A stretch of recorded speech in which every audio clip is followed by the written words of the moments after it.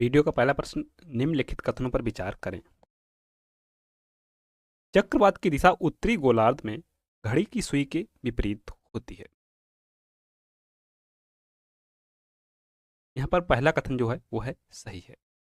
जो चक्रवात होते हैं उनकी दिशा है उत्तरी गोलार्ध में घड़ी के सुई के विपरीत होती है, जबकि दक्षिणी गोलार्ध में सुई के अनुकूल दिशा में होती है। प्रति चक्रवात की दिशा उत्तरी गोलार्ध में घड़ी की सुई के अनुकूल होती है, क्योंकि यह चक्रवात के विपरीत होते हैं। चक्रवातों को अलग अलग जगह पर अलग अलग नाम से जाना जाता है। तीसरा स्टेटमेंट भी सही है। जैसे चाइना में टाइफून, ऑस्ट्रेलिया में बिली बिली,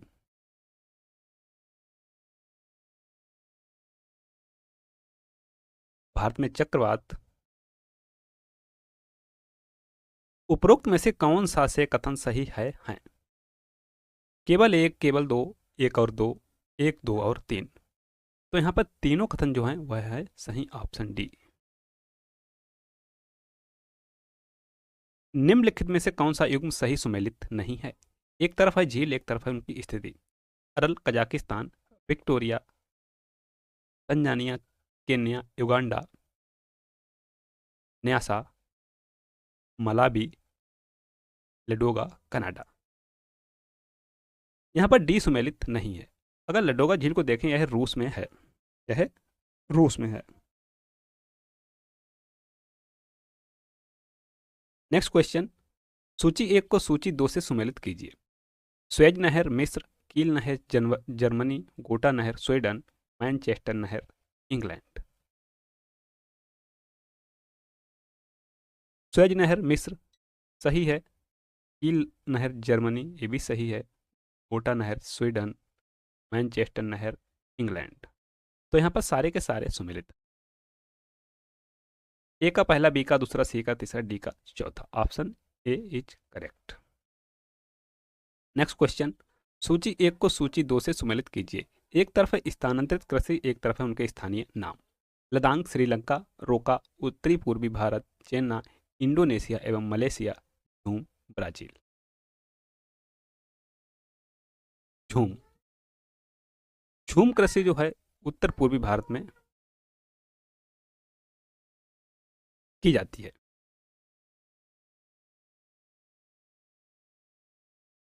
डी का दूसरा में मिला है, तो डी का दूसरा कहां पर है? हमें डी से ही मिल गया। ए का तीसरा, लद्दाख, इंडोनेशिया एवं मलेशिया, चेन्नई, श्रीलंका, रोका, ब्राजील। तो डी यहां पर है करेक्ट। नेक्स्ट क्वेश्चन, सूची एक को सूची दो से सुमेलित कीजिए। हरित क्रांति, कृषि उत्पादन, नीली क्रांति, मत्स्य उत्पादन, गुलाबी क्रांति, झींगा मछली उत्पादन, सुनहरी क्रांति, फल बागवानी। तो हरित क्रांति कृषि से संबंधित है, नीली क्रांति मत्स्य उत्पादन से संबंधित है, गुलाबी क्रांति झींगा मछली उत्पादन से संबंधित है, सुनहरी क्रांति फल बागवानी से संबंधित। तो यहाँ पर जो सारे के सारे हैं वह हैं सुमेलित, ऑप्शन ए। नेक्स्ट क्वेश्चन, बुध ग्रह के संबंध में निम्नलिखित कथनों पर विचार करें। बुध ग्रह के संबंध में निम्नलिखित कथनों पर विचार करें। यह पृथ्वी का निकटतम ग्रह है।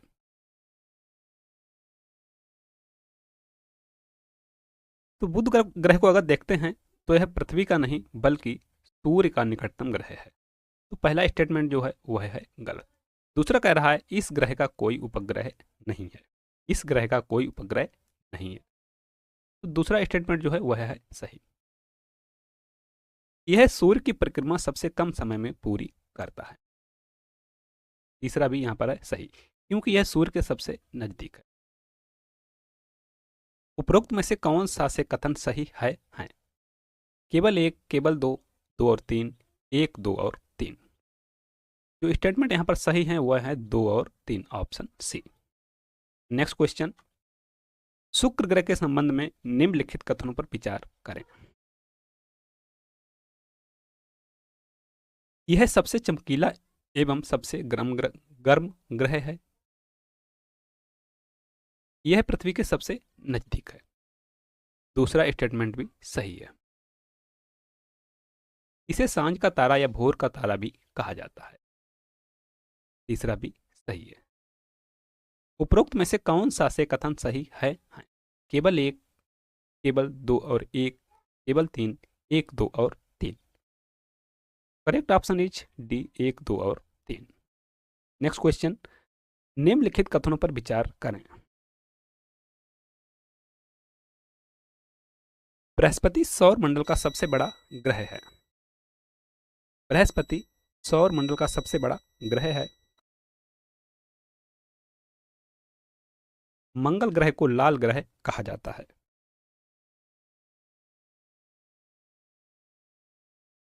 मंगल ग्रह के सबसे अधिक उपग्रह हैं। उपरोक्त में से कौन सा से कथन गलत है? तो अगर पहले कथन को देखें तो पहला तो सही है। पृथ्वी जो सौर बृहस्पति जो है सौर मंडल का सबसे बड़ा ग्रह है। मंगल ग्रह को लाल ग्रह कहा जाता है, सही है। मंगल ग्रह के सबसे अधिक उपग्रह हैं, ऐसा नहीं है।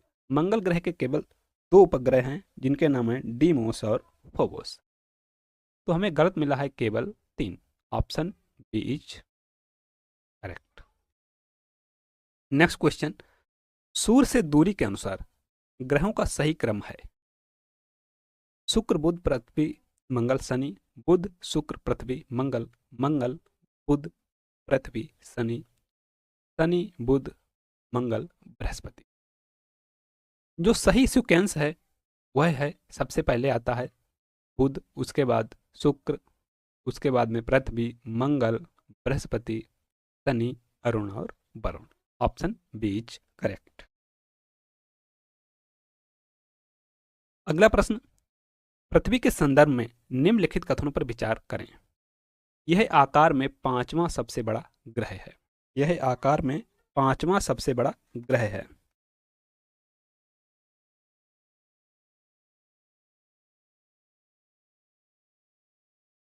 पहला जो स्टेटमेंट है वो बिल्कुल सही है। यह इकलौता ग्रह है जिस पर जीवन है, क्योंकि जीवन के आदर्श दशाएं केवल पृथ्वी पर ही पाई जाती हैं। आकार और बनावट की दृष्टि से पृथ्वी बुध के समान है। तो तीसरा जो स्टेटमेंट है वह है गलत, क्योंकि आकार और बनावट की दृष्टि से अगर पृथ्वी को देखें तो बुध के समान नहीं बल्कि शुक्र के समान है। शुक्र के समान है। उपरोक्त में से कौन सा से कथन सही नहीं है? सही नहीं है हमसे पूछा है। केवल एक, केवल तीन, केवल एक और दो, एक, दो और तीन। Option B is correct. Next question, निम्नलिखित कथनों पर विचार करें। पृथ्वी सूर्य की परिक्रमा दीर्घवृत्तीय कक्षा में करती है। बिल्कुल सही है, जैसा कि आप सभी जानते हैं।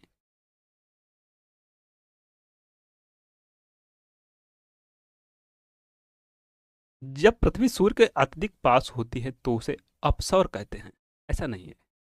जब पृथ्वी सूर्य के सबसे पास होती है तो उसे उपसौर कहते हैं। जब पृथ्वी सूर्य के अधिकतम दूरी पर होती है तो उसे उपसौर कहते हैं।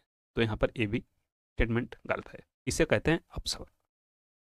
उपरोक्त में से कौन सा से कथन गलत है? केवल दो, केवल एक, एक और दो, दो और तीन। जो गलत है वह है दो और तीन। Option D. अगला प्रश्न, निम्नलिखित कथनों पर विचार करें। आइए करते हैं। 21 जून को सूर्य कर्क रेखा पर लंबवत होता है। इसे मकर संक्रांति कहते हैं। तो यहां तक तो स्टेटमेंट है सही, इसे मकर संक्रांति कहते हैं, ऐसा नहीं। 22 दिसंबर को सूर्य मकर रेखा पर लंबवत होता है, इसे मकर संक्रांति कहते हैं। दूसरा स्टेटमेंट सही है। विषुव पृथ्वी की वह स्थिति है जब सूर्य की किरणें विषुवत रेखा पर लंबवत पड़ती हैं। तीसरा स्टेटमेंट सही है। कि जब सूर्य की किरणें विषुवत रेखा पर लंबवत पड़ती हैं तो ऐसी स्थिति को विषुव कहते हैं। उपरोक्त में से कौन सा से कथन सही है? केवल दो, केवल तीन, तीन और दो, एक, दो और तीन। सही हमसे पूछा यहां पर,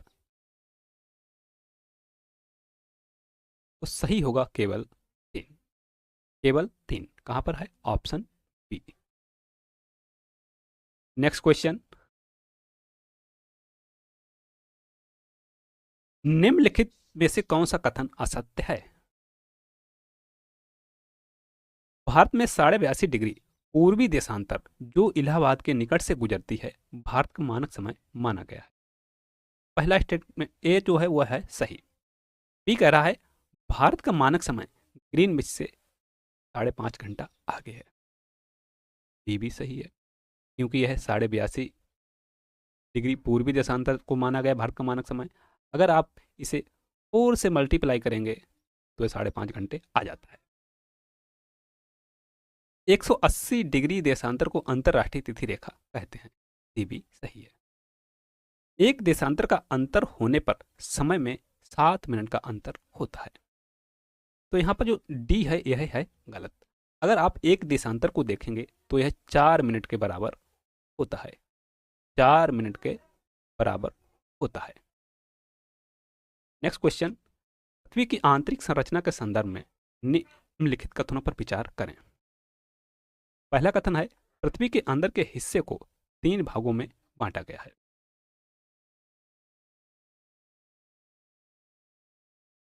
बिल्कुल सही है। दूसरा कह रहा है पृथ्वी के ऊपरी भाग को भूपर्पटी कहते हैं। दूसरा भी सही है। तीसरा कह रहा है पृथ्वी का केंद्रीय भाग निकेल व फेरस का बना है। पृथ्वी का केंद्रीय भाग निकेल व फेरस का बना हुआ है।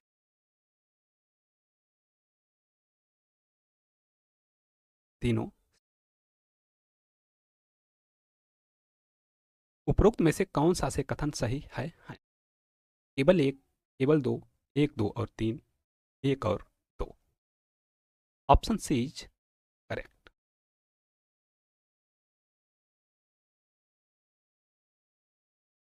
भूकंप के संदर्भ में निम्नलिखित कथनों पर विचार करें।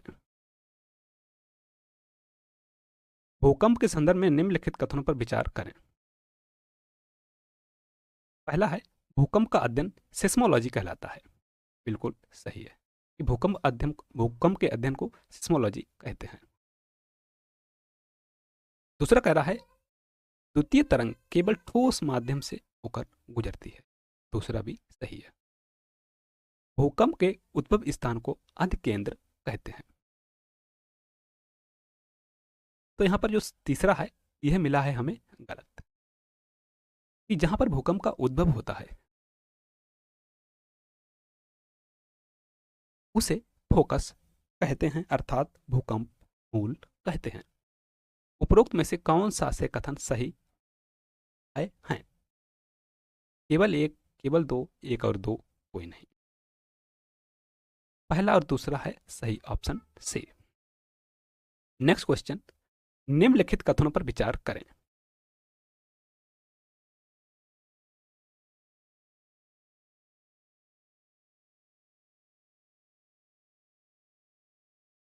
ब्लैक फॉरेस्ट ब्लैक फॉरेस्ट तथा साल्ट रेंज तथा साल्ट रेंज ब्लॉक पर्वत का उदाहरण है। का उदाहरण है।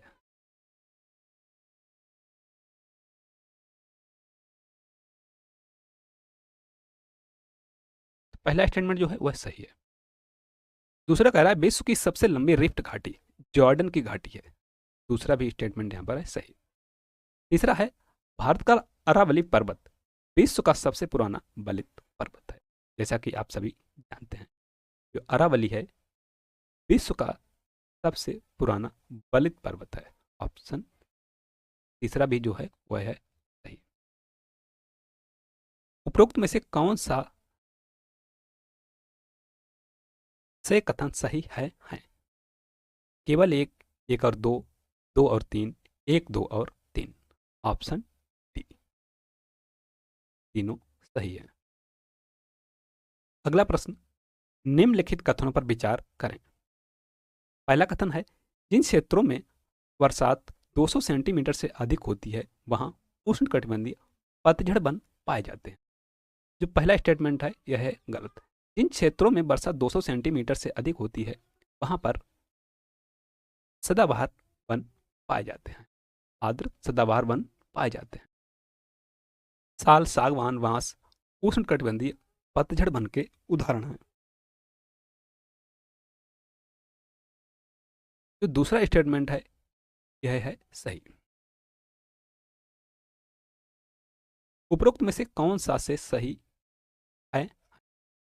एक और दो, केवल दो, केवल एक, ना तो एक ना ही दो।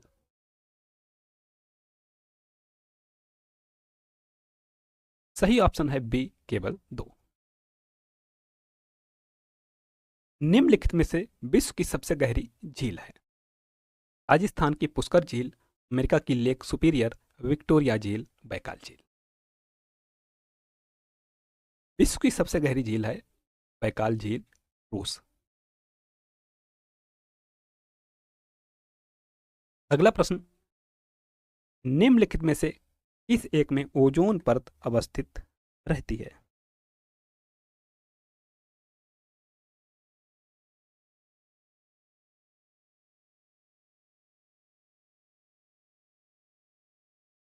Troposphere, stratosphere, mesosphere, ionosphere. जो सही ऑप्शन है वह है स्ट्रेटोस्फियर, अर्थात समताप मंडल में ओजोन परत अवस्थित रहती है। नेक्स्ट क्वेश्चन, निम्नलिखित में से किस एक से होकर भूमध्य रेखा नहीं गुजरती है? Kenya, Indonesia, Colombia, Venezuela. सही ऑप्शन है डी, वेनेजुएला।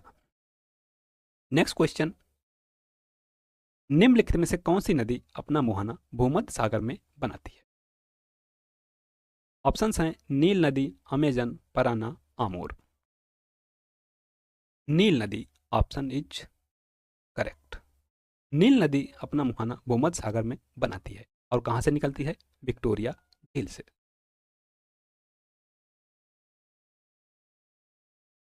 अगला प्रश्न, कौन सा समूह राज्य राजधानी सही सुमेलित नहीं है? अरुणाचल प्रदेश, ईटानगर, मेघालय, शिलांग, मिजोरम, इम्फाल, नागालैंड, कोहिमा। अरुणाचल प्रदेश की राजधानी ईटानगर सही है, मेघालय की शिलांग सही है, नागालैंड की कोहिमा सही है, इम्फाल कहाँ की राजधानी है? मणिपुर की। और मिजोरम की क्या होगी? मिजोरम की होगी आइजोल। तो यहाँ पर सी जो है सही सुमेलित नहीं है, सी सही सुमेलित नहीं है। अगला प्रश्न, दुलहस्ती पावर स्टेशन किस राज्य में स्थित है? ऑप्शंस हैं जम्मू कश्मीर, हिमाचल प्रदेश, उत्तराखंड, तमिलनाडु। सही ऑप्शन है ए, जम्मू कश्मीर। देशांतरीय दूरी 15 डिग्री कितने समय के बराबर होती है? 1 घंटा, 1.5 घंटा, 2 घंटा, 30 मिनट। 15 डिग्री को अगर आप 4 से मल्टीप्लाई करेंगे तो ये हो जाएगी 60 मिनट, अर्थात 1 घंटा। एक जो देशांतर होता है वो 4 मिनट के बराबर।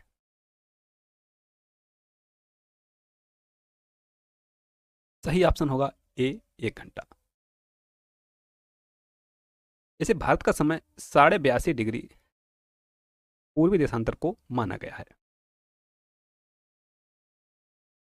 82.5 डिग्री पूर्वी देशांतर को माना गया है और भारत का समय कितना आगे है?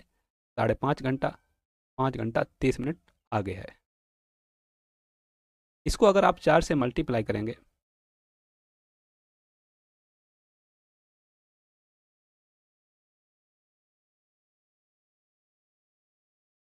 तो यह 5.5 घंटे के बराबर आएगा।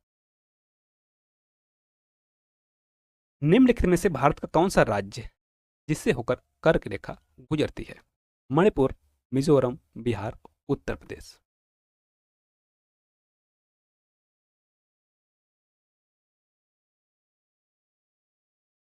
सही ऑप्शन है बी, मिजोरम।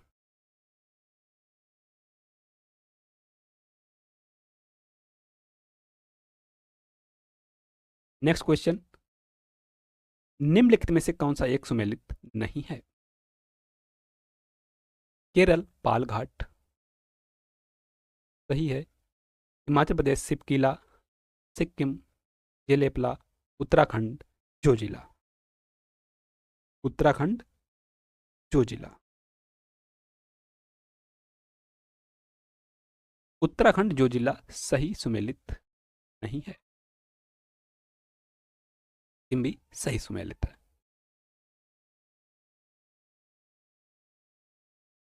नेक्स्ट क्वेश्चन, निम्नलिखित में से कौन सा युग्म सुमेलित नहीं है? बांध, झील, नदी। गोविंद सागर, सतलज नदी, उकाई तापी, बुलर,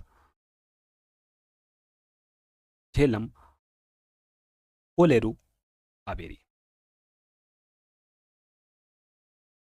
जो सही सुमेलित नहीं है वह है डी।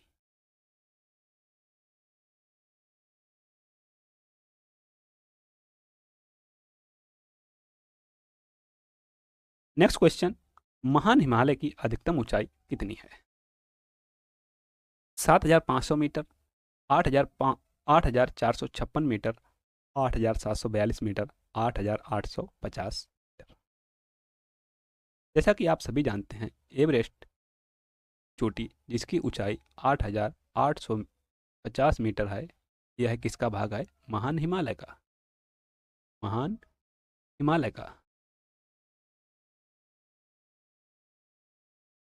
ऑप्शन डी सही है। प्रश्न, लैटेराइट मिट्टी का प्रयोग होता है कृषि कार्यों के लिए, बागवानी के लिए, भवन निर्माण के लिए, बर्तन निर्माण के लिए।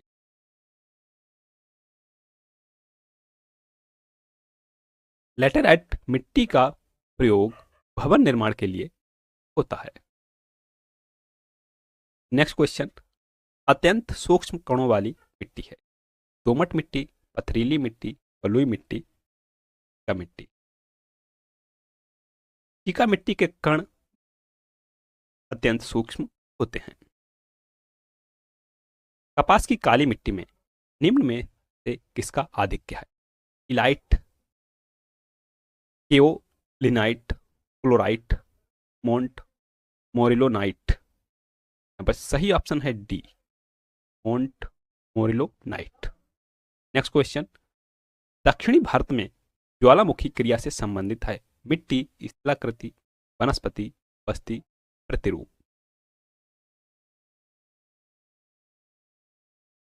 सही ऑप्शन है मिट्टी।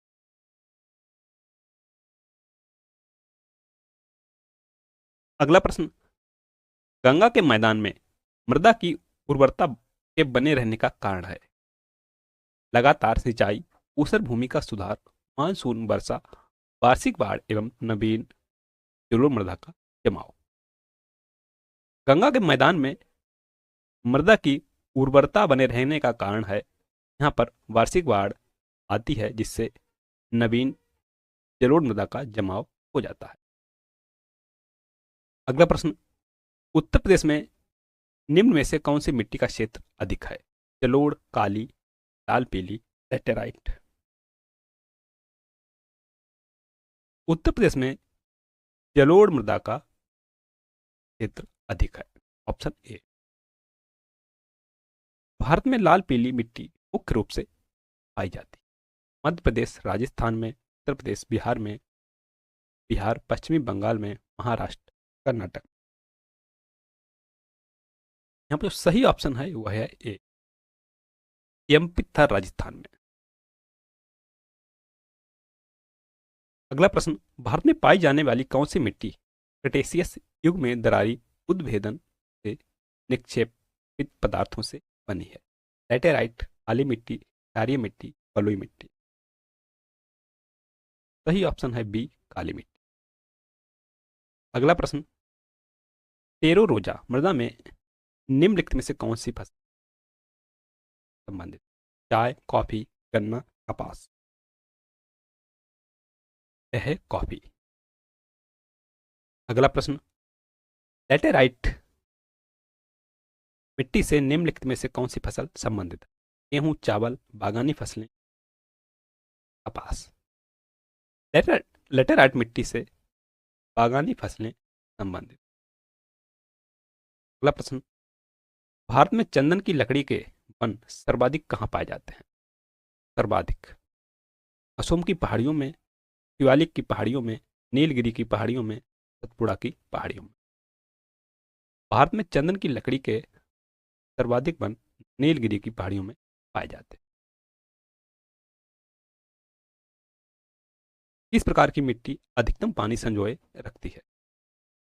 दोमट, बलुई, मटियार, लाल। सही ऑप्शन है सी, मटियार। भारत के दक्कन प्रायद्वीप पठार पर किस मिट्टी का अभाव पाया जाता है? पोडजोल मिट्टी, लाल एवं पीली मिट्टी, लैटेराइट मिट्टी, काली मिट्टी। सही ऑप्शन है ए, पोडजोल। भारत में काली कपासी मृदा के निर्माण में सहायक शैल है? ग्रेनाइट, बेसाल्ट, चूने का पत्थर, बलुआ पत्थर। सही ऑप्शन है बेसाल्ट। नेक्स्ट, गुजरात प्रदेश अधिकांशतः आच्छादित है? काली मिट्टी से, लैटेराइट मिट्टी से, लाल मिट्टी से, मरुस्थलीय मिट्टी से। सही ऑप्शन है काली मिट्टी। अगला प्रश्न, निम्नलिखित में किस राज्य में सामान्यतः लैटेराइट मिट्टी का विस्तार पाया जाता है? पंजाब, कर्नाटक, उत्तर प्रदेश, पश्चिमी बंगाल। सही ऑप्शन होगा कर्नाटक। काली मिट्टी के संबंध में निम्न में से कौन सा कथन असत्य है? काली मिट्टी कपास की वृद्धि के लिए आदर्श होती है, तो सही है। इसमें आर्द्रता को अधिक समय तक धारण करने की क्षमता होती है। सूखने पर काली मिट्टी में दरारें पड़ जाती हैं, इस कारण इसे स्वतः जुताई वाली मृदा कहा जाता है। अगला कह रहा है इसकी जुताई अधिक करनी पड़ती है, तो यहां पर जो असत्य पूछा है वह है डी। नेक्स्ट, लैटेराइट मिट्टी के निर्माण हेतु उत्तरदायी है? जलोढ़ का निक्षेपण, लोएस का निक्षेपण, सघन वानस्पतिक आवरण, अपक्षालन और केशिका क्रिया। यहाँ पर जो सही है वह है डी, अपक्षालन एवं केशिका क्रिया। अगला प्रश्न, निम्नांकित में से कौन सा कथन है? उत्तरी मैदान की मिट्टी निक्षेपण से निर्मित है। खादर मिट्टियां पीडमोंट मैदानों में पाई जाती हैं। तमिलनाडु और आंध्र प्रदेश में लाल मिट्टी पाई जाती है। स्थानांतरित कृषि के द्वारा मिट्टी की उर्वरता एवं नमी में वृद्धि होती है। ऐसा कुछ नहीं है, स्थानांतरित कृषि जो है वह पर्यावरण के अनुकूल नहीं होती। तो यहां पर जो असत्य है वह है डी। निम्नांकित में से कौन सा युग्म सुमेलित है? एक तरफ मिट्टी है, एक तरफ क्षेत्र है। जलोढ़ नदी बेसिन एवं तटीय मैदान में मिलती है। लाल मिट्टी पठार की सीमांत पर पाई जाती है। लैटेराइट मिट्टी पठार की उच्च भूमि पर पाई जाती है। काली मिट्टी के आगे दे रखा है तटीय मैदानी क्षेत्र, तो यहाँ पर ये वाला सुमेलित ऑप्शन। अगला प्रश्न, भारत में किस मिट्टी का विस्तार सर्वाधिक क्षेत्रफल पर है? काली, जलोढ़, लैटेराइट। सही जो है वह है बी, जलोढ़।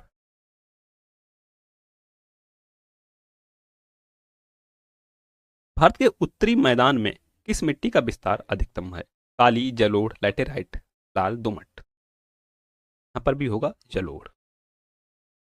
निम्नांकित में से कौन सा वृक्ष उष्णकटिबंधीय आर्द्र पतझड़ वनों में नहीं मिलता है। ताल, सागौन, शीशम, महोगनी। ऑप्शन होगा वह होगा डी, महोगनी।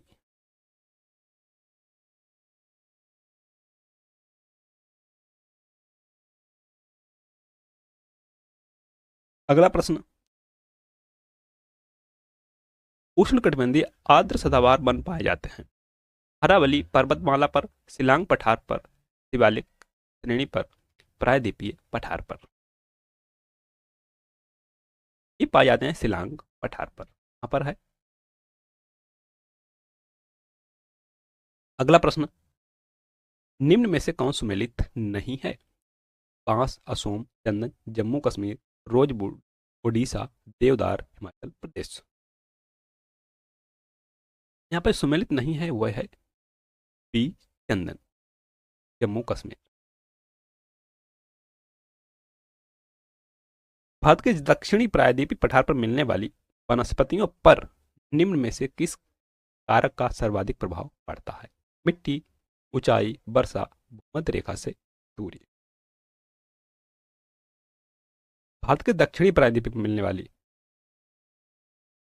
जो वनस्पति हैं उन पर सबसे अधिक प्रभाव पड़ता है वह पड़ता है वर्षा का। भारत में मैंग्रोव वनस्पति का सर्वाधिक विस्तार किस राज्य में है? गोवा, पश्चिम बंगाल, आंध्र प्रदेश, उड़ीसा। सर्वाधिक विस्तार है पश्चिम बंगाल में। अगला प्रश्न, भारत में चंदन के वृक्ष सर्वाधिक किस राज्य में हैं?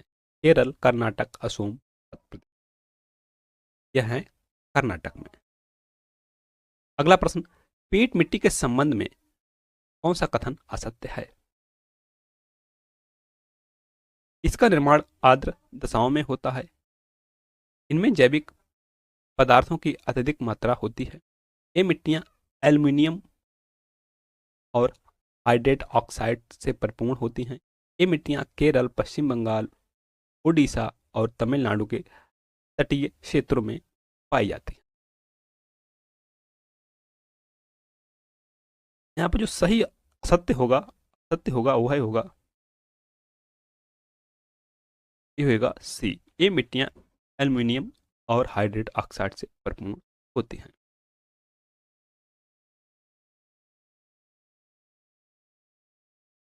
अगला प्रश्न, लाल मिट्टी के संबंध में कौन सा कथन असत्य है? लौह ऑक्साइड की उपस्थिति में इनका रंग लाल होता है। ये शुष्क और आर्द्र क्षेत्रों में पाई जाती हैं। ये अधिकांशतः तमिलनाडु और आंध्र प्रदेश में पाई जाती हैं। ये मिट्टियां नदी घाटियों में पाई जाती हैं। तो असत्य है वह होगा, ये मिट्टियां नदी घाटियों में पाई जाती हैं।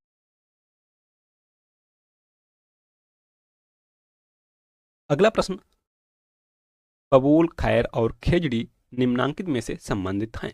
उपोष्ण कटिबंधीय कीड़ वनों से, उष्ण कटिबंधीय कटीले वनों से, उष्ण कटिबंधीय शुष्क पर्णपाती वनों से, उपोष्ण कटिबंधीय सदाहरित वनों से। यहाँ पर जो सही है वह है बी, उष्ण कटिबंधीय कटीले वनों से। अगला प्रश्न, निम्नांकित में से कौन सा कथन असत्य है? मैंग्रोव वनस्पति लवणीय जल में उग सही है। भारत में सदा हरित वनस्पति 200 सेंटीमीटर से अधिक वार्षिक वर्षा वाले क्षेत्रों में उगती है। बी भी सही है। यूफोर्बिया उष्ण कटिबंधीय कटीले वनों का वृक्ष है। सही है। उष्ण कटिबंधीय सदाहरित वनों का मुख्य वृक्ष अर्जुन है। यह है स्टेटमेंट रॉन्ग। अगला प्रश्न, निम्न में से कौन सा कथन असत्य है?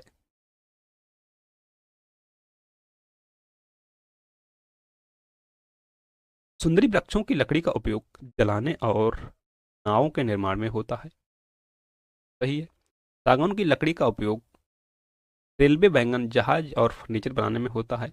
ये भी सही है। सागौन की लकड़ी में दीमक नहीं लगता है। ठीक कह रहा है, सुंदरी वृक्ष की लकड़ी का उपयोग कागज और लुगदी बनाने में, पर स्टेटमेंट डी है गलत और हमसे डी सत्य ही भारत का मूल वानस्पतिक आवरण है? सवाना प्रकार का, प्रेरीज प्रकार का, मुलायम लकड़ी के वनों का, कठोर लकड़ी के वनों का। जो सही है वह है डी, कठोर लकड़ी वाले। नेक्स्ट क्वेश्चन, पीट मिट्टी मुख्यतः पाई जाती है कश्मीर में, केरल में, राजस्थान में, गुजरात में। और सही ऑप्शन है केरल में। सागौन महत्वपूर्ण वनस्पति है? पूर्वी घाट की, पश्चिमी घाट की, बघेल खंड पठार की, मालवा पठार की। सागौन, यह है पश्चिमी घाट की। नेक्स्ट क्वेश्चन, कुल भौगोलिक क्षेत्रफल का सर्वाधिक प्रतिशत वनाच्छादित है? मध्य प्रदेश में, छत्तीसगढ़ में, अरुणाचल प्रदेश में, उत्तराखंड में। सही ऑप्शन है सी, अरुणाचल प्रदेश में। पश्चिमी घाट की महत्वपूर्ण वनस्पति है? चंदन, देवदार, चीड़, सागौन। यह है सागौन ऑप्शन। अंतिम प्रश्न, भारत का सर्वाधिक महत्वपूर्ण व्यावसायिक वन है? उष्णकटिबंधीय सदाबहार वन, उष्णकटिबंधीय पतझड़ वन, कोणधारी वन, उष्णकटिबंधीय अर्ध सदाबहार वन। सही ऑप्शन है बी, उष्णकटिबंधीय पतझड़। निम्न में से कौन राज्य सूची में है? निम्न में से कौन राज्य सूची में है? ऑप्शंस हैं रेलवे पुलिस, निगमीय कर, जनगणना, आर्थिक एवं सामाजिक नियोजन। समवर्ती सूची, सॉरी राज्य सूची। राज्य सूची में रेलवे पुलिस शामिल है। और जो सूचियां हैं, सूचियों का उल्लेख अनुसूची कहां पर किया गया है? अनुसूची 7 में। अनुसूची 7 में, अनुसूची 7 में 3 तरह की अनुसूचियां हैं: संघ सूची, राज्य सूची, समवर्ती सूची। संघ सूची में मूलतः जो विषय थे वह थे 97 और जो वर्तमान में है वह है 100। वहीं राज्य सूची में मूलतः 66 विषय थे और वर्तमान में 60 विषय हैं। समवर्ती सूची में मूलतः 47 विषय थे, अब 52 विषय शामिल हैं। और यहां पर एक सूची है समवर्ती सूची। समवर्ती सूची का जो प्रावधान है वो हमने ऑस्ट्रेलिया के संविधान से, हमारे संविधान निर्माताओं ने लिया है, ऑस्ट्रेलिया के संविधान से।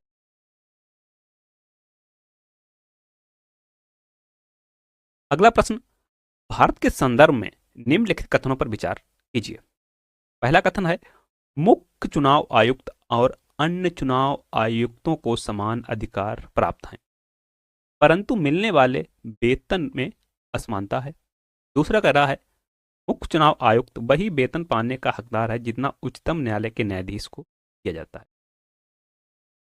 तीसरा, मुख्य चुनाव आयुक्त को उच्चतम न्यायालय के किसी न्यायाधीश को हटाने के तरीके और कारणों के अतिरिक्त किसी कारण से उसके पद से नहीं हटाया जा सकता।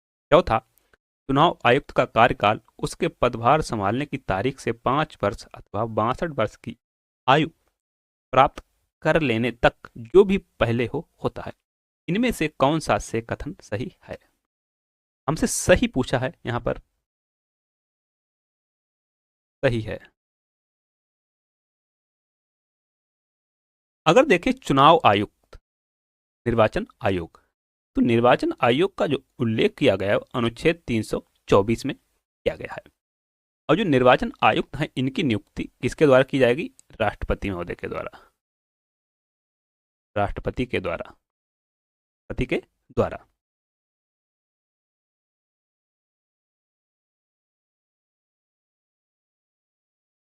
अगर पहले कथन को देखें तो पहला यहां तक तो सही है कि चुनाव आयुक्त और अन्य चुनाव आयुक्तों को समान अधिकार प्राप्त हैं, परंतु मिलने वाले वेतन में असमानता है, तो यहां से ये हो जाता है गलत। दूसरा, मुख्य चुनाव आयुक्त वही वेतन पाने का हकदार है जितना उच्चतम न्यायालय के न्यायाधीश को दिया जाता है। तो हमारा दूसरा कथन तो है सही। तीसरा कह रहा है मुख्य चुनाव आयुक्त को उच्चतम न्यायालय के किसी न्यायाधीश को हटाने के तरीके और कारणों के अतिरिक्त किसी कारण से उसके पद से नहीं हटाया। तीसरा भी बिल्कुल सही है। चौथा कह रहा है चुनाव आयुक्त का कार्यकाल पदभार संभालने की तारीख से 5 वर्ष, यहां से गलत हो जाता और अथवा उन 62 वर्ष की आयु प्राप्त कर लेने तक जो भी पहले हो होता है, तो दूसरा तो हो जाता है गलत। अगर यहां पर होता 6 वर्ष और 65 वर्ष तब ये सही होता, तब ये सही होता। तो हमारे जो यहां पर सही हो जाएंगे वो है 2 एवं 3, ऑप्शन सी। नेक्स्ट क्वेश्चन, उच्च न्यायालय के न्यायाधीश के वेतन और भत्ते दिए जाते हैं। ऑप्शंस हैं भारत की समेकित निधि से, राज्य की समेकित निधि से, भारत की आकस्मिकता निधि से, राज्य की आकस्मिकता निधि से। अब जो उच्च न्यायालय के न्यायाधीश हैं इनके वेतन और भत्तों का प्रावधान अनुच्छेद 221 में किया गया है, 221 में, अनुच्छेद 221 में। और उच्च न्यायालय संस्था का गठन सर्वप्रथम 1862 में कलकत्ता, मद्रास और बंबई उच्च न्यायालयों की स्थापना हुई थी। और हमारे उच्च न्यायालय जो हैं इनका उल्लेख संविधान में अनुच्छेद 214 से 231 तक है, 231 तक। उच्च न्यायालय का गठन, शक्तियां, प्रक्रिया आदि अनुच्छेद 214 से 31 तक में दिए गए हैं। और जो उच्च न्यायालय के न्यायाधीश हैं इनकी नियुक्ति राष्ट्रपति के द्वारा की जाती है, राष्ट्रपति के द्वारा की जाती है। और यह है 62 वर्ष की आयु तक, 62 वर्ष की आयु तक अपने पद पर रहते हैं, की आयु तक अपने पद पर रहते हैं। अब इनके जो वेतन भत्ते होते हैं, यहां पर वेतन की बात हो रही है, वेतन है इनमें सिवाय वित्तीय आपातकाल के, अर्थात वित्तीय आपातकाल के समय तो कमी की जा सकती है, बाकी किसी समय वेतन और भत्तों में कमी नहीं की जा सकती। और इनको जो पेंशन मिलती है वह मिलती है भारत की संचित निधि, भारत की संचित निधि, भारत की संचित निधि से।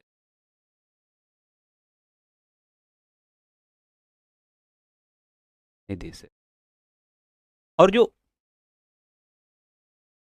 वेतन मिलता है,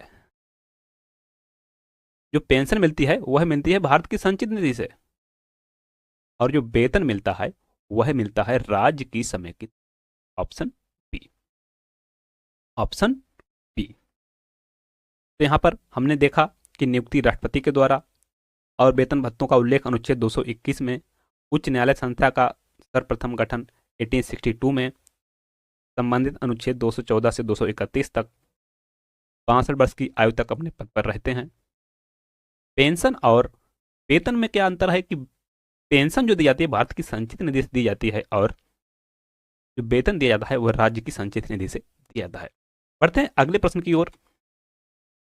निम्नलिखित में से किस एक अधिकार को डॉक्टर बी आर अंबेडकर द्वारा संविधान की आत्मा, सोल ऑफ द कॉन्स्टिट्यूशन कहा जाता है? ऑप्शंस हैं धर्म की स्वतंत्रता का अधिकार, संपत्ति का अधिकार, समानता का अधिकार, संवैधानिक उपचार का अधिकार। यहां पर सही ऑप्शन है संवैधानिक उपचार का अधिकार, अनुच्छेद 32, अनुच्छेद 32। यदि किसी व्यक्ति के मूल अधिकारों का हनन होता है तो अनुच्छेद 32 के तहत सीधे उच्चतम न्यायालय में जा सकता है, और इसके लिए माननीय उच्चतम न्यायालय द्वारा बंदी प्रत्यक्षीकरण, परमादेश, अधिकार परीक्षा, उत्प्रेषण और प्रतिषेध की रिट जारी कर सकता है। और यही अधिकार उच्चतम न्यायालय को भी दिया गया है अनुच्छेद 226 के द्वारा। अब दोनों में अंतर क्या है कि माननीय उच्चतम न्यायालय सिर्फ मूल अधिकारों के लिए ही रिट जारी करने की शक्ति रखते हैं, जबकि अनुच्छेद 226 के तहत उच्चतम न्यायालय मूल अधिकारों तथा कानूनी अधिकारों के लिए भी रिट जारी करने की शक्ति रखते हैं। लेकिन अनुच्छेद 226 सिर्फ अपने क्षेत्राधिकार अर्थात जिस राज्य का उच्च न्यायालय है उसके लिए ही रिट जारी करने की शक्ति रखते हैं, और अनुच्छेद 32 के तहत माननीय उच्चतम न्यायालय पूरे देश में रिट जारी करने की शक्ति। बढ़ते हैं अगले प्रश्न की ओर। भारतीय संविधान के निम्नलिखित में से किस एक संशोधन द्वारा राष्ट्रपति को कोई भी मामला मंत्रिपरिषद द्वारा पुनर्विचार किए जाने के लिए वापस भेजने का अधिकार दिया गया है? एक संविधान संशोधन हुआ था, 42वां संविधान संशोधन। 42वां संविधान संशोधन 1976 में जो सबसे ज्यादा विवादित और जिसे मिनी कॉन्स्टिट्यूशन ऑफ इंडिया भी कहा जाता है। इसमें संविधान के बहुत बड़े भाग में परिवर्तन किया गया था और न्यायपालिका की शक्ति को कम किया गया था, कोरम की आवश्यकता को समाप्त कर दिया गया था, लोकसभा की अवधि को बढ़ा दिया गया था, कई सारे परिवर्तन हुए थे। इसके लिए राष्ट्रपति को यदि कोई विधेयक भेजा जाता है, बिल भेजा जाता है पास करने के लिए, तो वह सहमति देने के लिए बाध्य था। लेकिन 44वां संविधान संशोधन अधिनियम के द्वारा, इसमें प्रधानमंत्री थे श्री मोरारजी देसाई और पार्टी थी जनता दल के द्वारा 44वां संविधान संशोधन किया गया और इसमें कोई भी मामला मंत्रिपरिषद द्वारा पुनर्विचार किए जाने के लिए वापस भेजने का अधिकार राष्ट्रपति को दिया गया। ये हुआ था 1978 में और इसके द्वारा संपत्ति के अधिकार को मूल अधिकारों की सूची से हटाकर अनुच्छेद 300 ए में एक विधिक अधिकार बना दिया। अनुच्छेद 300 ए में एक विधिक अधिकार बना दिया गया और न्यायपालिका की शक्ति को ज्यों का त्यों कर दिया गया। कोरम की आवश्यकता को फिर से बहाल कर दिया गया। लोकसभा की अवधि जो थी 6 वर्ष कर दी गई थी, उसको फिर से 5 वर्ष कर दिया गया और कई सारे जो परिवर्तन किए गए थे 42वें संविधान संशोधन के द्वारा, उनको वापस फिर से वैसा ही कर दिया गया। अगला प्रश्न, राजनीति के निर्देशक सिद्धांतों के निम्नलिखित अनुच्छेदों में से कौन सा अंतरराष्ट्रीय शांति और सुरक्षा से संबंधित है? अब बात हो रही है राज्य के नीति निर्देशक तत्व की। उल्लेख मैं आपको पहले ही बता चुका हूं, भाग 4 में अनुच्छेद 36 से 51 तक में कहां से लिए गए हैं? आयरलैंड के संविधान से। आयरलैंड के संविधान से इन्फोर्सेबल नहीं है और गैर न्यायोचित हैं, मैं आपको पहले ही बता चुका हूं। तो यहां पर अगर देखें अंतरराष्ट्रीय शांति और सुरक्षा संबंधित, वह है अनुच्छेद 51। वहीं 48 में अगर देखें तो 48 में कृषि एवं पशुपालन का संगठन, 43 में कर्मचारियों को निर्वाह वेतन आदि की बात की गई है और 41 में कुछ मामलों में काम का अधिकार की बात की गई है। अगला प्रश्न, भारतीय राजनीति के संदर्भ में निम्नलिखित में से कौन सा कथन सही है? Which statement is correct? Option A, योजना आयोग का जवाबदेही संसद के प्रति है। योजना आयोग की जवाबदेही संसद के प्रति है। ऑप्शन बी, राष्ट्रपति दोनों सदनों के सत्राधीन न होने पर ही अध्यादेश जारी कर सकते। सी, उच्चतम न्यायालय के न्यायाधीश के रूप में राष्ट्रपति की न्यूनतम आयु 40 वर्ष है। राष्ट्रीय विकास परिषद में केंद्रीय वित्त मंत्री और सभी राज्यों के मुख्यमंत्री होते हैं। यहाँ पर हमसे सही पूछा है, तो ये वाला अगर स्टेटमेंट देखें थोड़ा सा मुझे गलत लग रहा है, तो मैं काट। यहाँ पर जो सही है वह है ऑप्शन ऑप्शन बी। राष्ट्रपति दोनों सदनों के सत्ताधीन न होने पर ही अध्यादेश जारी कर सकते हैं और ऐसी शक्ति उनको दी गई है अनुच्छेद 123 के द्वारा। अनुच्छेद 123 के द्वारा। प्रश्न नंबर 9, बंधुआ मजदूर उन्मूलन अधिनियम किस वर्ष स्थापित किया गया था?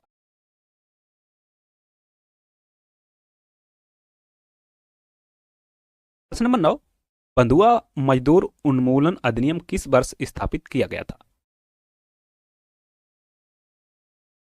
ऑप्शंस हैं वर्ष 1971 में, वर्ष 1975 में, वर्ष 1979 में, वर्ष 1981 में।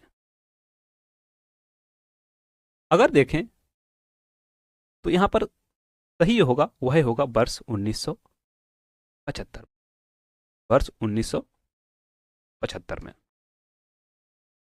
अगला प्रश्न है, निम्नलिखित में से राष्ट्रपति किसकी नियुक्ति करता है? ऑप्शंस हैं भारत का महान्यायवादी, नियंत्रक एवं महालेखा परीक्षक, एक राज्य का राज्यपाल, ये सभी। यहां पर सही ऑप्शन जो है वह है ऑप्शन डी, ये सभी।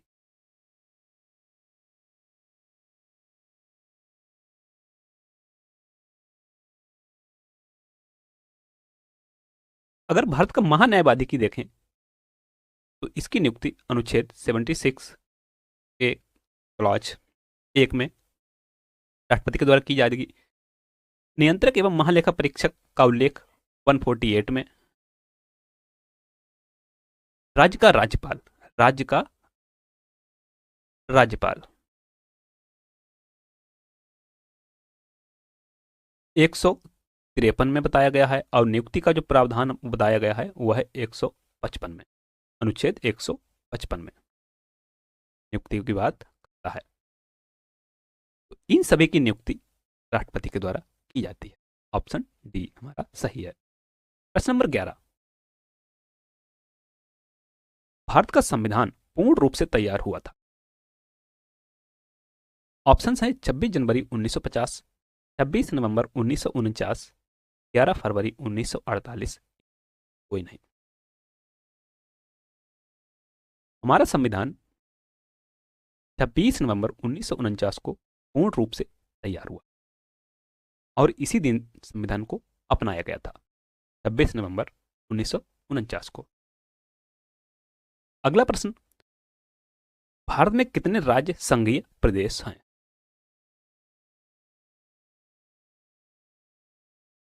ऑप्शन ए 25 राज्य एवं 7 संघीय प्रदेश, ऑप्शन बी 28 राज्य एवं 7 संघीय प्रदेश जिसमें एक राष्ट्रीय राजधानी क्षेत्र भी सम्मिलित है, ऑप्शन सी 24 राज्य एवं 6 संघीय प्रदेश, ऑप्शन डी उपरोक्त में से कोई नहीं। अगर वर्तमान के परिप्रेक्ष्य में देखें तो ऑप्शन डी उपरोक्त में से कोई नहीं। वर्तमान में 28 राज्य और 8 यूटी है, 8 संघ राज्य क्षेत्र, संघ राज्य क्षेत्र 28 और 8 का रेशियो है इस समय। प्रश्न नंबर 13,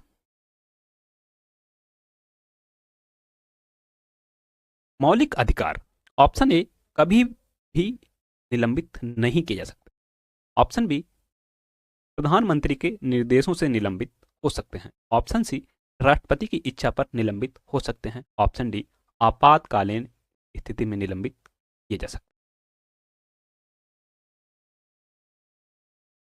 यहां पर सही जो होगा वह होगा ऑप्शन डी, आपातकालीन स्थिति में निलंबित किए जा सकते हैं। अब जो मौलिक अधिकार हैं वह संविधान के भाग 3 में, भाग 3 में अनुच्छेद 12 से 35 तक में दिए गए हैं, अनुच्छेद 12 से 35 तक में दिए गए हैं। मौलिक अधिकारों को भारत का मैग्ना कार्टा की संज्ञा दी गई है।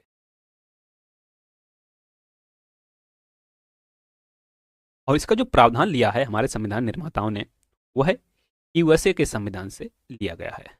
यूएसए के संविधान से लिया गया है। और मूल अधिकारों का रक्षक कौन है? माननीय सर्वोच्च न्यायालय।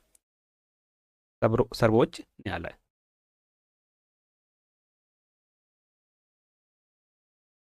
अनुच्छेद 15, 16,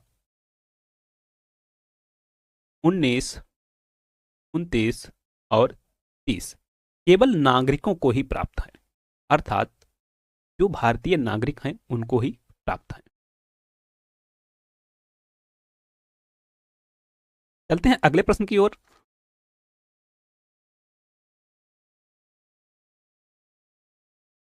सार्वजनिक लेखा समिति अपनी आख्या प्रस्तुत करती है। ऑप्शंस हैं संसद को, राष्ट्रपति को, प्रधानमंत्री को, वित्त मंत्री को। सही जो ऑप्शन है वह है ऑप्शन बी, राष्ट्रपति को। सार्वजनिक लेखा समिति अपनी आख्या राष्ट्रपति को प्रस्तुत करती है। प्रश्न नंबर 15, निम्नलिखित कथनों का परीक्षण कीजिए एवं नीचे दिए गए कूट से सही उत्तर चुनिए। पहला कथन है, उच्च न्यायालय के न्यायाधीश अपने पदों पर 62 वर्ष की आयु तक आसीन रहे। दूसरा,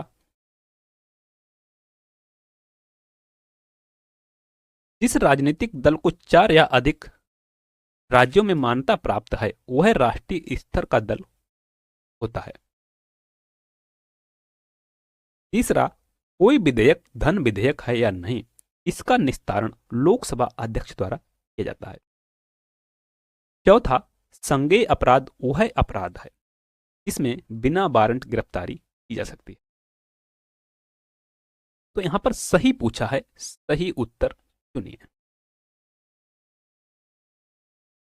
तो देखते हैं पहला, उच्चतम न्यायालय के न्यायाधीश अपने पदों पर 62 वर्ष की आयु तक रहते हैं।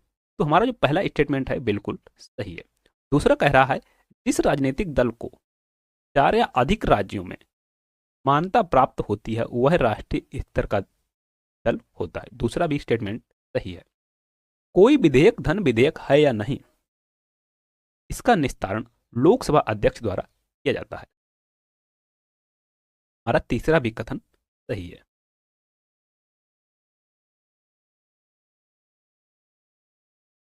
चौथा, संज्ञेय अपराध वह अपराध है जिसमें बिना वारंट गिरफ्तारी की जा सकती है। चौथा भी सही है। अब जो धन विधेयक है उसको कहां पर परिभाषित किया गया है? 110 में, अनुच्छेद 110 में।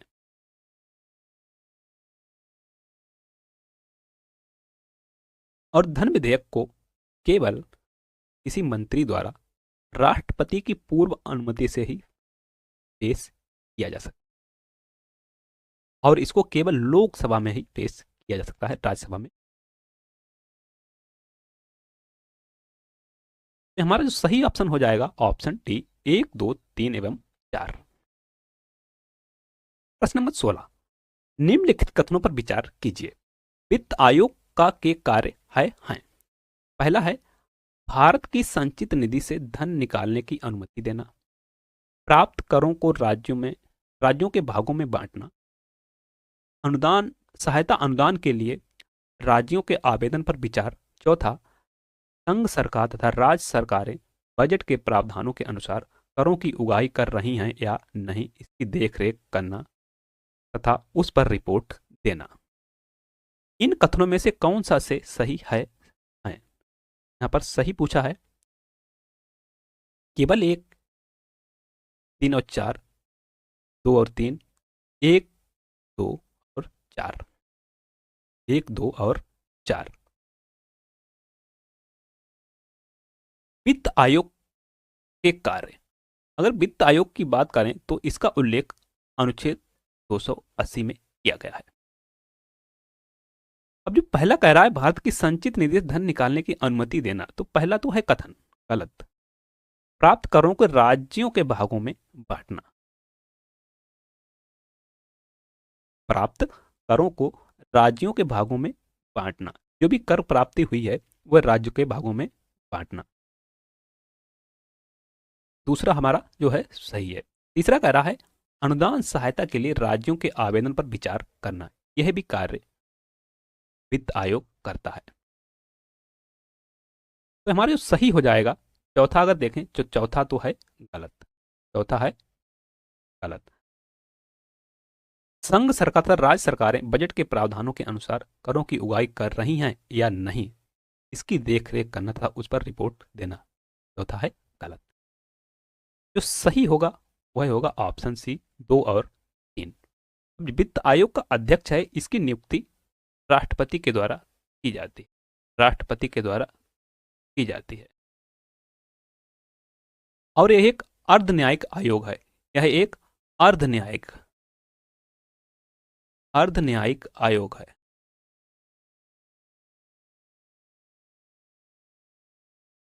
चलते हैं अगले प्रश्न की ओर। अंडमान व निकोबार द्वीप पर निम्नलिखित उच्च न्यायालयों में से किस एक का क्षेत्राधिकार है? ऑप्शंस हैं आंध्र प्रदेश, कलकत्ता, मद्रास, उड़ीसा। अंडमान एवं निकोबार द्वीप पर कलकत्ता उच्च न्यायालय का क्षेत्राधिकार, और कलकत्ता उच्च न्यायालय की स्थापना जो हुई थी वह 1862 में हुई थी, 1862 में।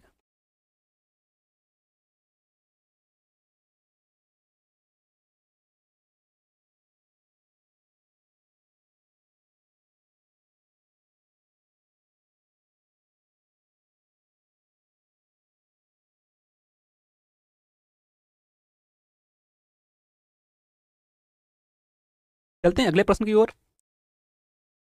सूची 1 भारतीय संविधान के मद को सूची 2 इस देश से अपनाया गया है के साथ सुमेलित कीजिए, और सूचियों के नीचे दिए कूट का प्रयोग कर सही उत्तर चुनिए। सूची 1 भारतीय संविधान के मद, सूची 2 जिस देश से अपनाया गया है। तो देखते हैं। राज्य के नीति निदेशक सिद्धांत कहां से लिया है हमने? ये लिया है आयरलैंड के संविधान से। मूल अधिकार कहां से लिया है हमने? संयुक्त राज्य अमेरिका के संविधान से।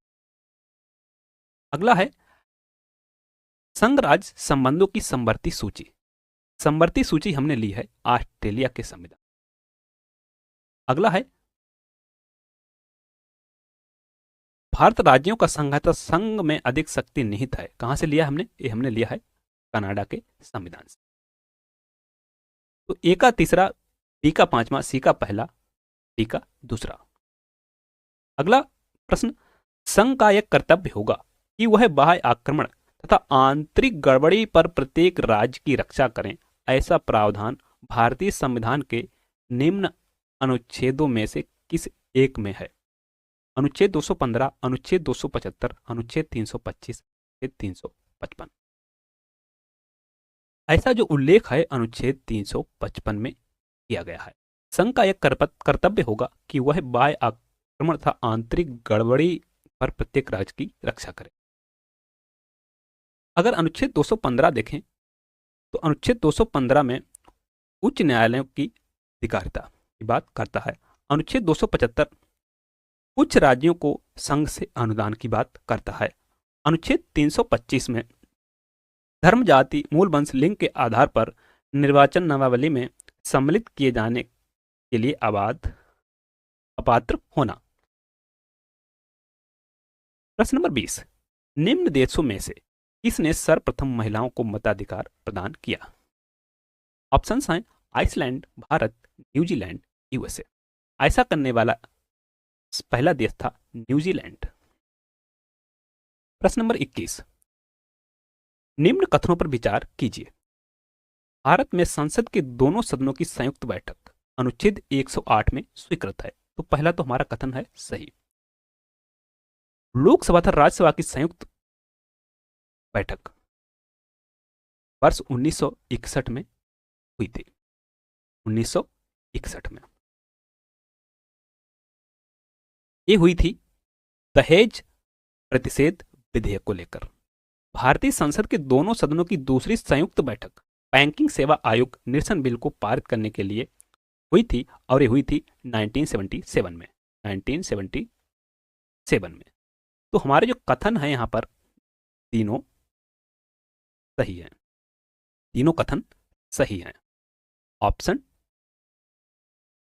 अगला प्रश्न, भारत के नियंत्रक एवं महालेखा परीक्षक की नियुक्ति की जाती है। ऑप्शंस हैं राष्ट्रपति द्वारा, अध्यक्ष लोकसभा द्वारा, अध्यक्ष योजना आयोग द्वारा, वित्त मंत्री द्वारा।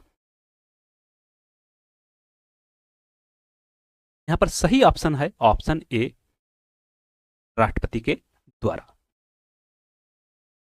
तो इनका जो उल्लेख किया गया है वह अनुच्छेद 148 में किया गया है। 148 में कार्यकाल इनका जो है 6 वर्ष या 65 वर्ष की आयु जो भी पहले हो तक होता है,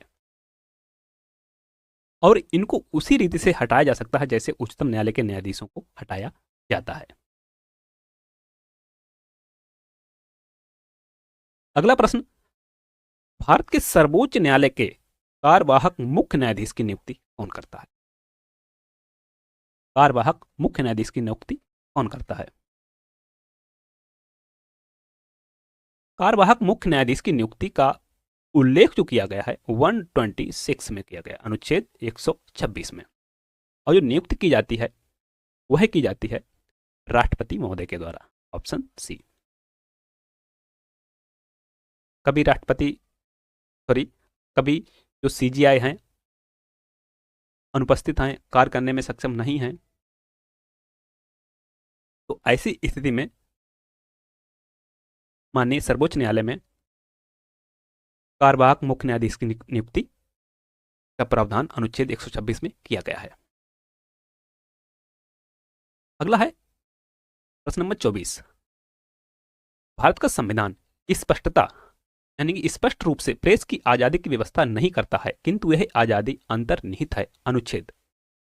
ऑप्शन ए 19(1) आ में, 19(1) बा में, 19(1) सा में, 19(1) दा में। तो ऐसा जो उल्लेख है वह है अनुच्छेद 19(1) आ में किया गया है। 19(1) आ में वाक एवं अभिव्यक्ति की स्वतंत्रता शामिल है, जिसके अंतर्गत प्रेस की आजादी भी आती है। 19(1)(2) में सम्मेलन करने की स्वतंत्रता, 19(3) में संघ बनाने की स्वतंत्रता, 19(1)(4) में संचरण करने की स्वतंत्रता, 19(5) में निवास करने की स्वतंत्रता, 19(6) में व्यापार करने की स्वतंत्रता शामिल है। 25वां और अंतिम प्रश्न, निम्नलिखित कथनों पर विचार कीजिए। लोकसभा अध्यक्ष में यह शक्ति निहित है कि वह सदन को अनिश्चित काल के लिए स्थगित कर दे, परंतु सत्रावसान होने पर केवल राष्ट्रपति ही सदन को आहूत कर सकते। तो अगर पहले कथन को देखें तो पहला हमारा जो कथन है कि लोकसभा अध्यक्ष में यह शक्ति निहित है कि वह सदन को अनिश्चित काल के लिए स्थगित कर दे, सही है, परंतु सत्रावसान होने पर केवल राष्ट्रपति सदन को आहूत कर सकते हैं। हमारा पहला कथन जो है बिल्कुल सही है। दूसरा कथन कह रहा है, यद्यपि लोकसभा को भंग करने का राष्ट्रपति का अनौपचारिक आदेश ना भी हो, तब भी ऐसी स्थिति छोड़कर जब लोकसभा समय से पहले भंग कर दी गई हो, जब लोकसभा समय से पहले भंग कर दी गई हो या उसकी अवधि बढ़ा दी गई हो, 5 वर्ष की अवधि खत्म हो जाने पर लोकसभा स्वतः भंग हो जाती है। दूसरा भी सही है। तीसरा कह रहा है, लोकसभा के भंग हो जाने के पश्चात, लोकसभा भंग हो गई है, उसका कार्यकाल पूरा हो गया है, कि अगली बैठक से एकदम ठीक पहले, अगली बैठक से एकदम ठीक पहले तक लोकसभा के अध्यक्ष अपने पद पर आसीन रहते हैं। बिल्कुल सही कह रहा है कि जो लोकसभा अध्यक्ष का पद है वह लोकसभा भंग हो जाने पर भी समाप्त नहीं रहता है, अगली लोकसभा गठित होने तक बना रहता है। यह एक ऐसा पद है जो लोकसभा भंग होने पर नहीं होता है। और जब प्रोटेम स्पीकर आते हैं वह नवनिर्वाचित सदस्यों को शपथ दिलाते हैं। तो हमसे यहाँ पर पूछा उपरोक्त में से कौन सा से सही है? अगर सही देखें तो तीनों 1, 2 और 3 सही है। Thanks for watching. वीडियो को लाइक करें, शेयर करें, कमेंट्स करें और चैनल को सब्सक्राइब नहीं किया है तो भैया सब्सक्राइब करो, तो बेल आइकन को प्रेस कर लो, जिससे हमारे आने वाले वीडियो का नोटिफिकेशन आपको मिलता रहे। मिलते हैं नेक्स्ट वीडियो में नए प्रश्नों के साथ। तब तक के लिए नमस्कार, जय हिंद।